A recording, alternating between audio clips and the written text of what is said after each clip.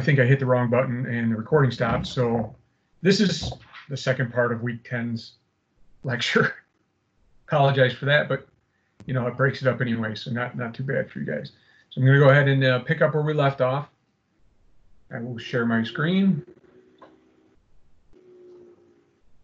And we talked about opening arguments and the fact that the prosecution will start off with their opening arguments. Defense lawyers will give their opening arguments. These can be waived. They're not a requirement if both parties agree. And again, there's that link at the bottom of the of this slide that shows you where you can go and actually watch an entire trial. And very interesting. All right, so we were talking about how the progression of the cases go. I talked about how evidence has to be admitted through witnesses. It's the only way evidence can come into court. An attorney can't present the witness, or I'm sorry, an attorney can't present the evidence.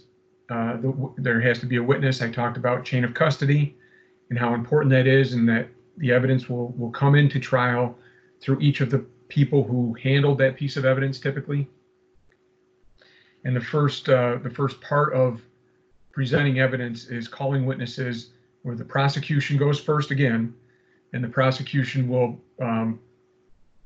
ask questions of the witness. That's called a direct examination. So that last bullet, the stage here is termed direct examination. All right, so I wanted to kind of correct something because the book calls cross-examination. There's a little discrepancy in the book. So once testimony is given by a witness from either side, that witness is cross-examined by the opposing side. And then the next bullet says the questioning is called redirect examination. So it's not, obviously, it's cross-examination. That's why they title it cross-examination. So there's an incorrect, and actually I didn't double check the book. This was the PowerPoint presentation from the book publisher that I've corrected. So cross-examination is when, so I got a schematic later that'll help clarify this up. Whoever's calling that witness, that's a direct examination. So in direct examination, one of the keys in questioning a witness in direct examination is not being able to lead a witness. So if you've seen some of those court shows where the other side will object to leading the witness to the question, that's the way the question's being formed or asked.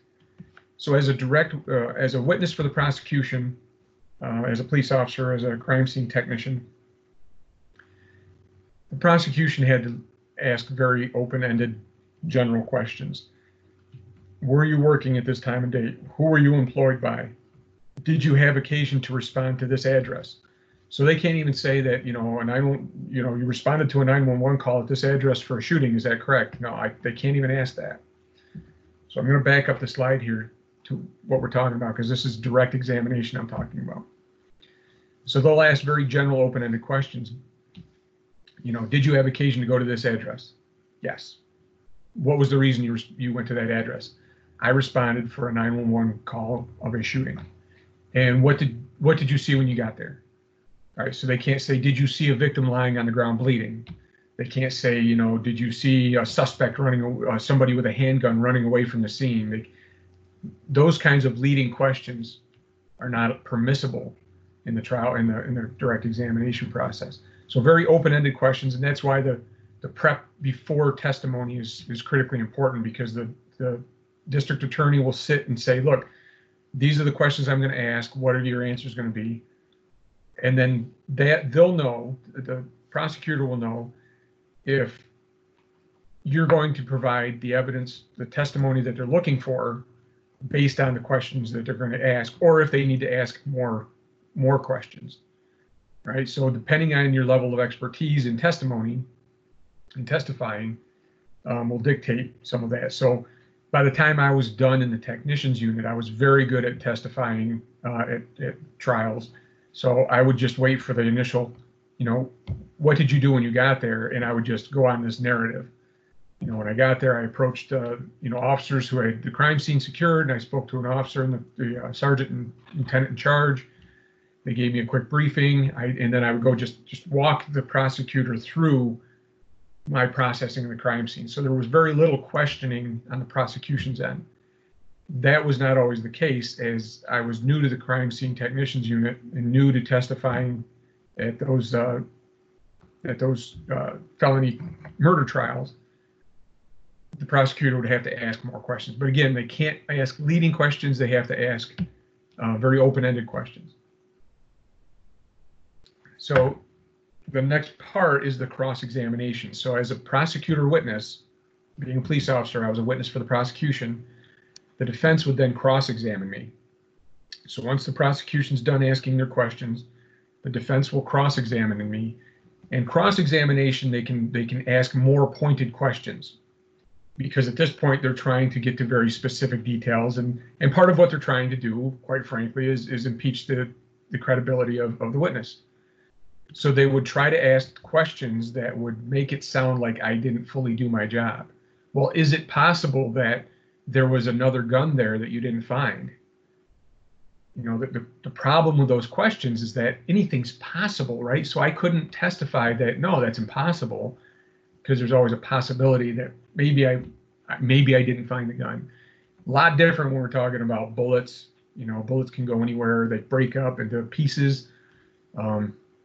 Even the bullet casings, right? Because they get caught up in tire tracks, and if cars are passing by on the street, they get kicked under furniture, they get kicked into sewer grates, all kinds of things. So is it possible? Those things are very possible. So the defense on a cross-examination will ask more pointed questions that I'll have to answer.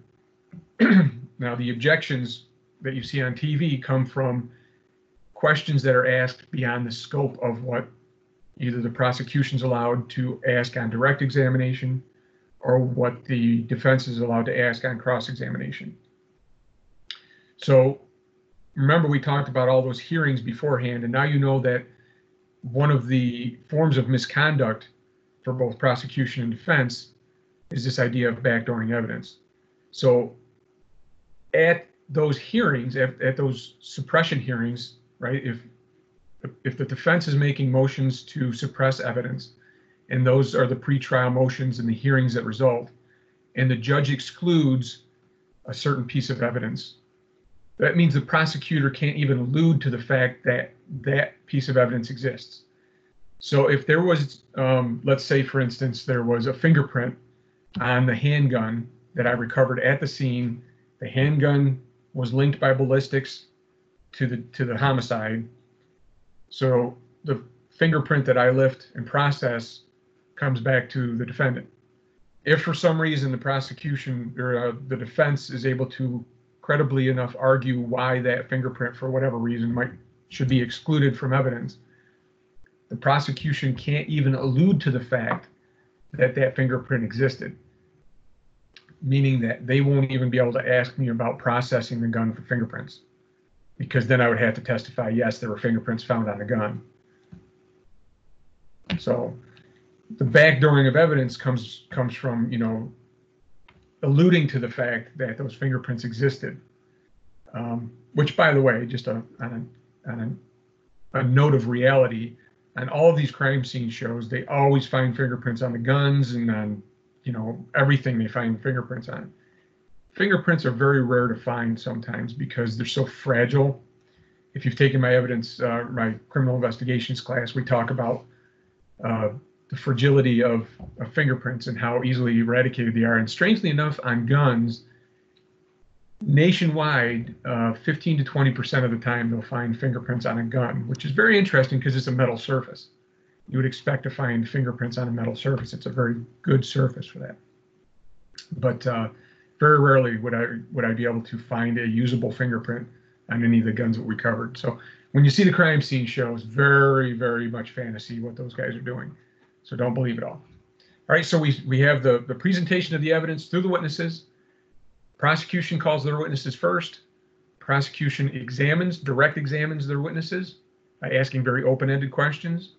The defense then has a right to cross-examine, and that's actually spelled out in the Constitution, that that defense has the right to examine witnesses brought against them.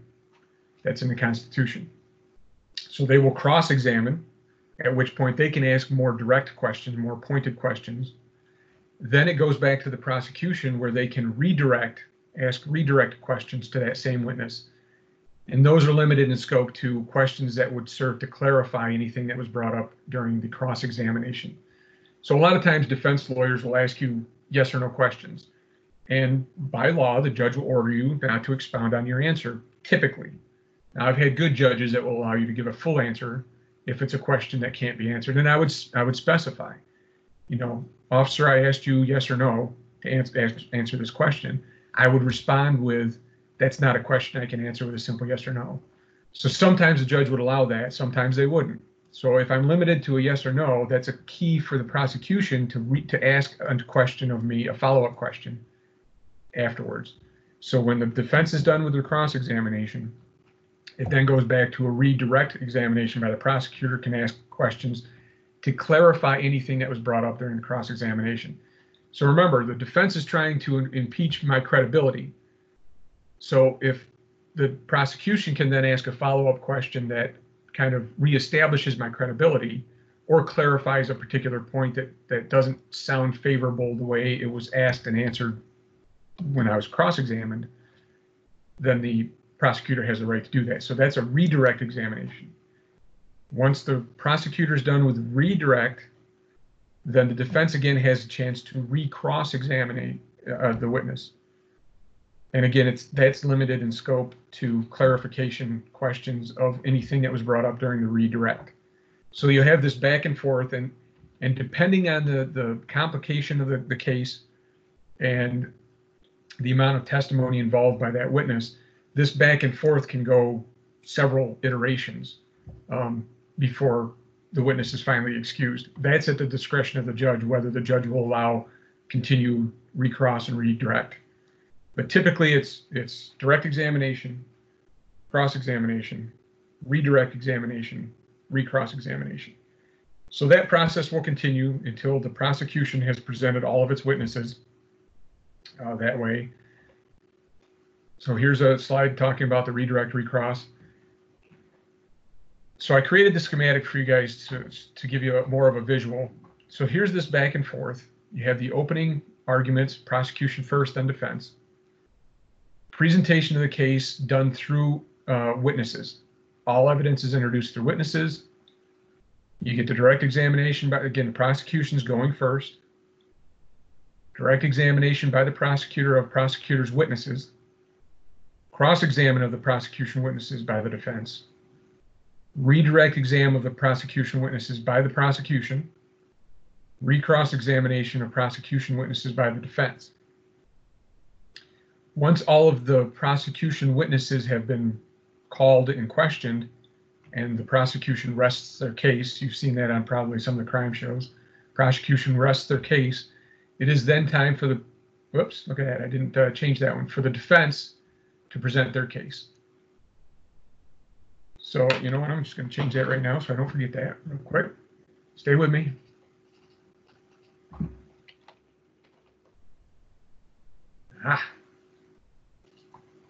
So the defense will present its case. Now understand that the defense is not under any obligation to present a defense. So the burden of proof is solely on the prosecutor to prove guilt beyond a reasonable doubt. Some defense attorneys, if the prosecution's case, if they deem the case by the prosecution is weak enough, they might not present any real defense at all, and they are under any obligation to do so. And typically what you'll see at this point when the prosecution rests, if the defense doesn't feel that the prosecution has made an adequate case, they will make a motion at that point to have the case dismissed due to lack of evidence. Very rarely does that happen where a judge will dismiss a case at this point, but it's fairly standard that you'll see a defense lawyer actually make that motion because there's nothing to lose. There's everything to gain and nothing to lose. So at this point, they'll make a motion to dismiss, claiming that the prosecution hasn't adequately made a case. If the judge rules against the defense's motion, the defense may choose to present a case, at which case it follows the exact same process. Any evidence is introduced through their witnesses, the defense will call their witnesses, and the defense lawyer will direct examine, prosecution will cross-examine. So you see it's the direct opposite. The defense can then redirect, and then the prosecution can recross. After the defense has presented their case and completed their case and rests, it goes to closing arguments.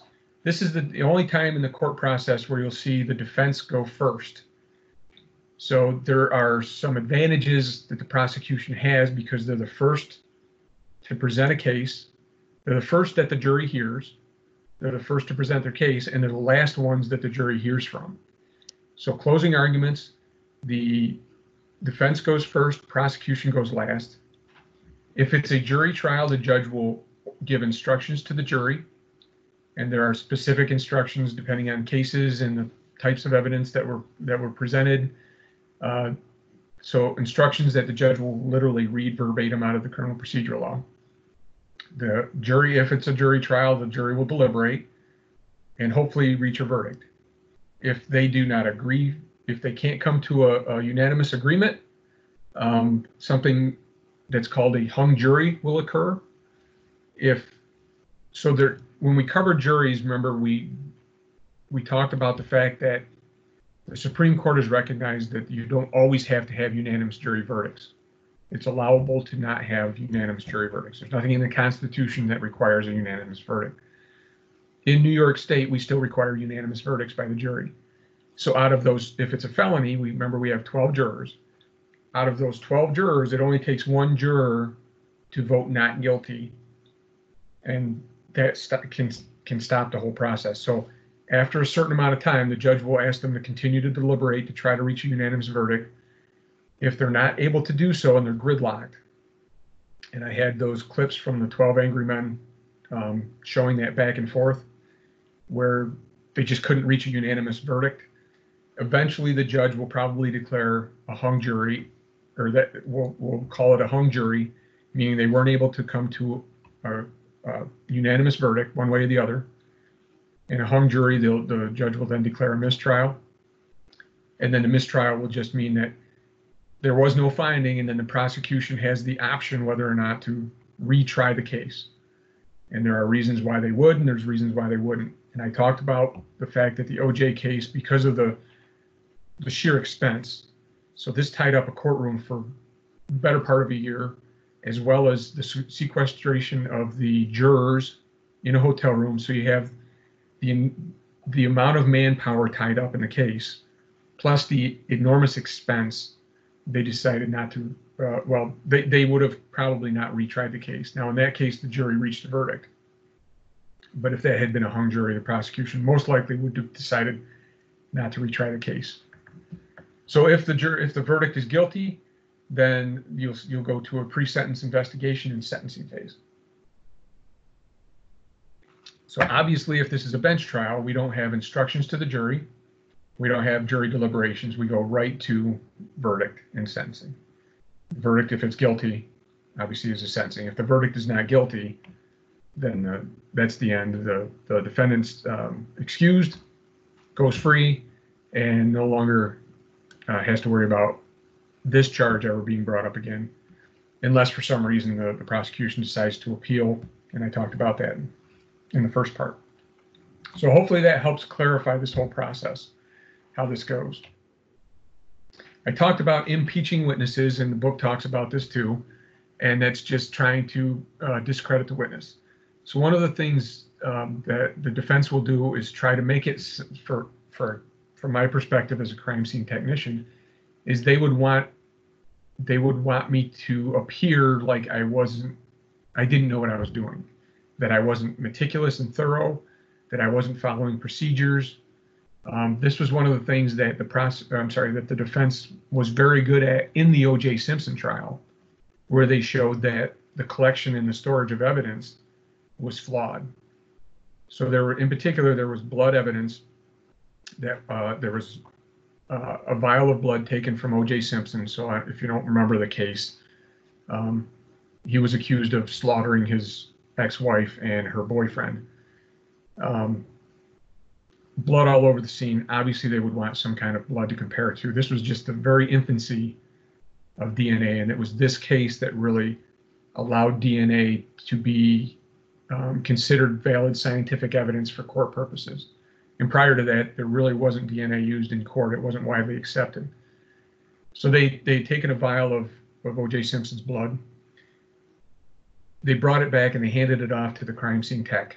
The tech put it in his van, and then it sat in the van, in a hot van. And I mean, you can imagine LA, in Hollywood, very, very warm weather. It sat in the van.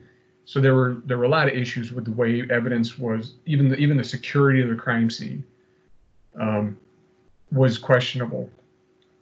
And then the way the evidence was collected and stored, and the chain of custody, all those things. So the defense did a fantastic job of really making the LAPD, look like bungling idiots when it came to crime scene processing, and it literally resulted in how not to process a crime scene. It really was a case study in how not to process a crime scene. So it was really kind of this black eye on the LAPD. It was an embarrassment. So that's what they do. That's what the defense is going to do. And the prosecution will do the same thing for defense witnesses. Oftentimes, defense will call what are called character witnesses. So if I'm alleging that, Dr. So-and-so, who is a fine, upstanding citizen of the community that has been a practicing medical physician for many years and has helped save so many lives, and and I have arrested him for domestic violence against his wife, the defense is probably going to call several character witnesses to testify on behalf of the good doctor, saying that, oh no, that's way out of his character. He would never do something like that. He is a very gentle person, right? And so then the prosecution would try to impeach the credibility of that witness. That's can get dicey because you don't want to look like you're attacking people who are respectable and really have nothing to do with the case. So it's a little tricky in those instances. But both sides will try to impeach witnesses and discredit their testimony.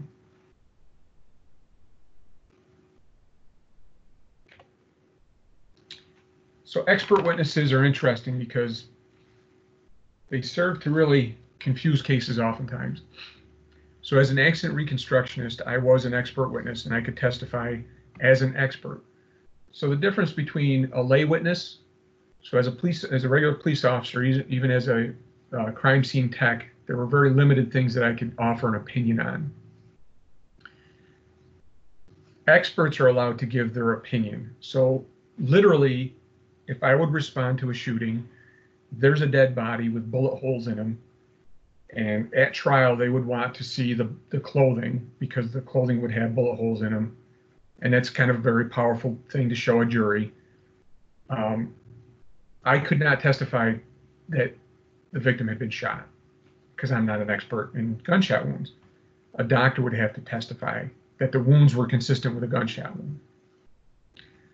Over time, because I had gone to so many shootings and processed so many shooting scenes, I was actually able to be qualified as enough of an expert in gunshots to testify that the round hole in the clothing, and this was actually a rather close-up wound where you still had gunpowder residue that was burned around the bullet hole. So I was able to actually testify that, in my opinion, that was a gunshot. Accident reconstruction, they would qualify me before asking me some of those opinion questions about my training and expertise and experience. And it would be up to the judge to rule whether the judge would consider me an expert where I could testify as to my opinion. So experts will come in, they'll testify. If you think about lab technicians, they're all qualified experts.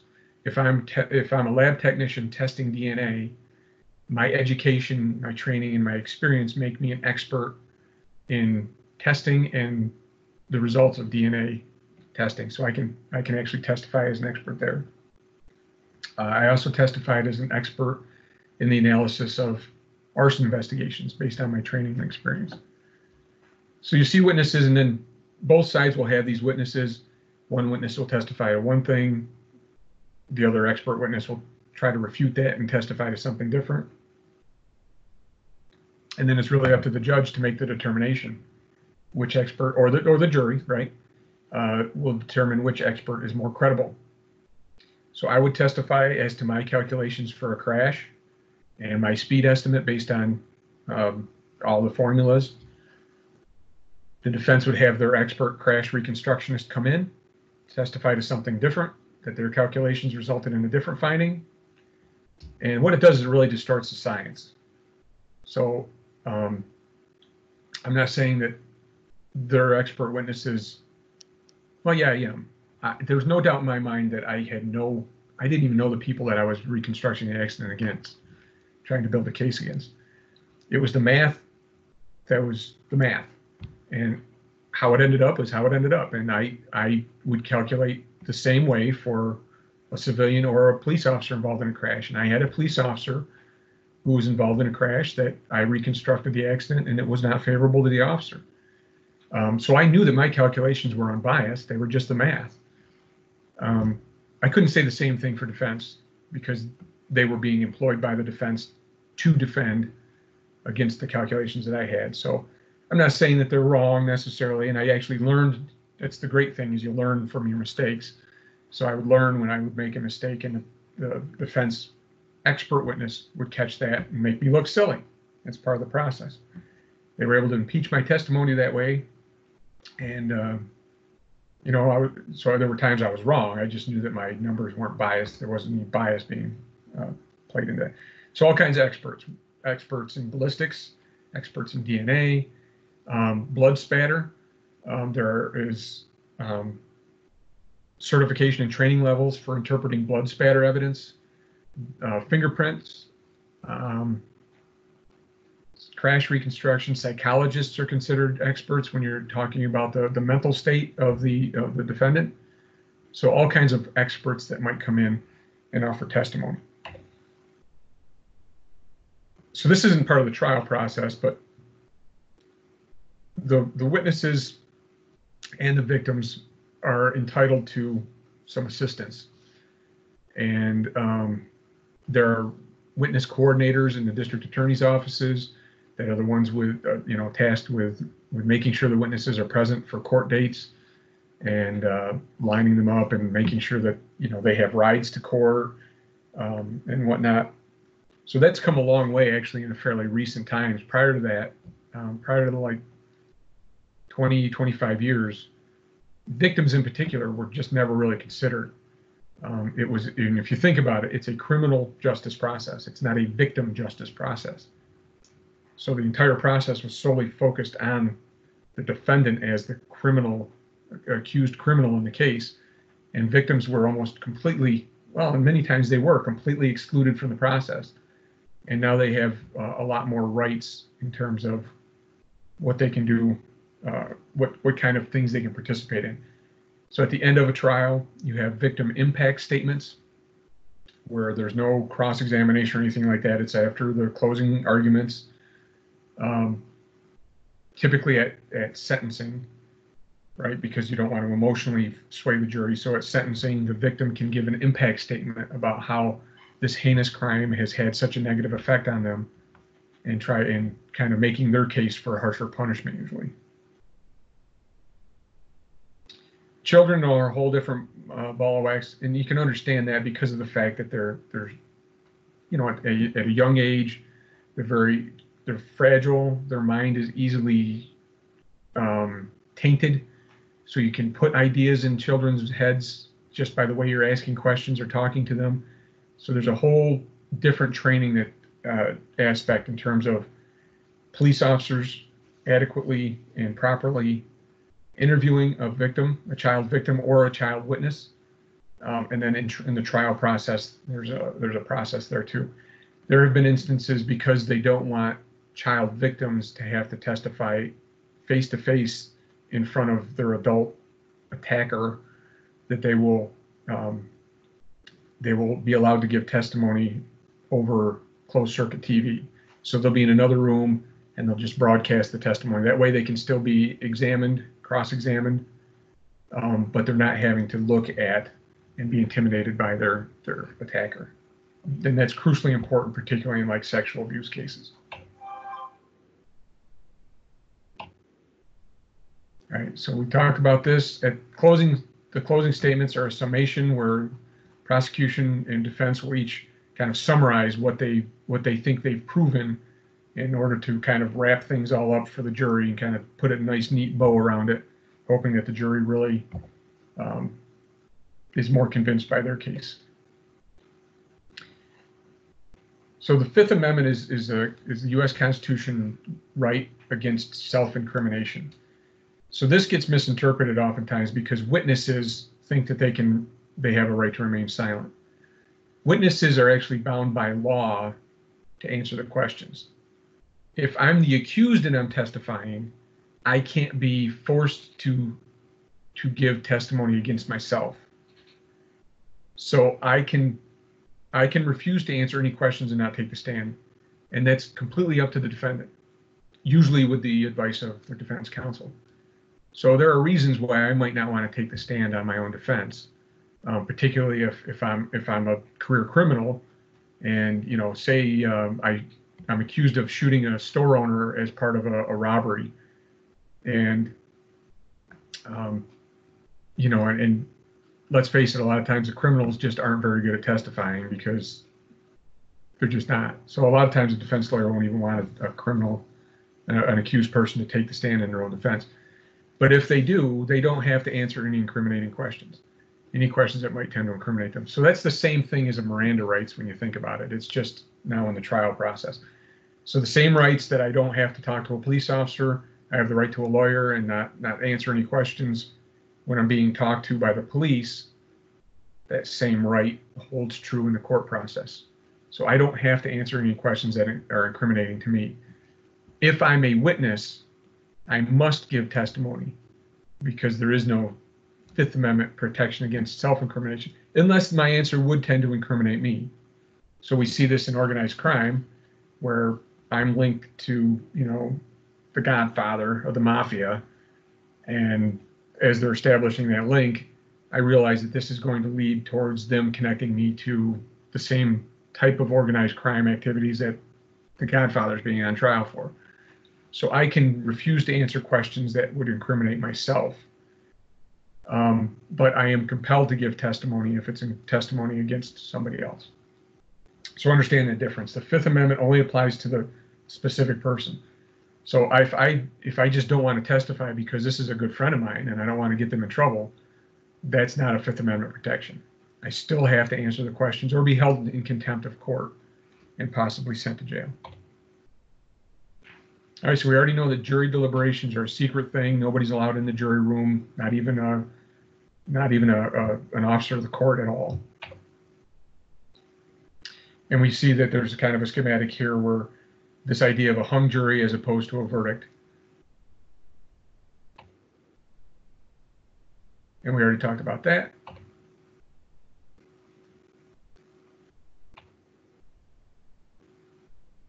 And we know the aftermath leads to sentencing if it's guilty.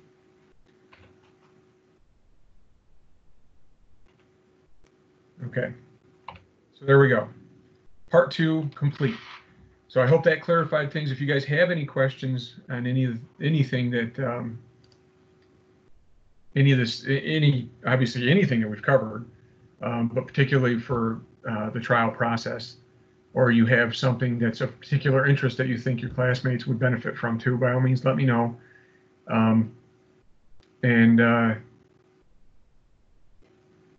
Trying to think if there was anything else, and it doesn't appear that there is. So we'll see you online.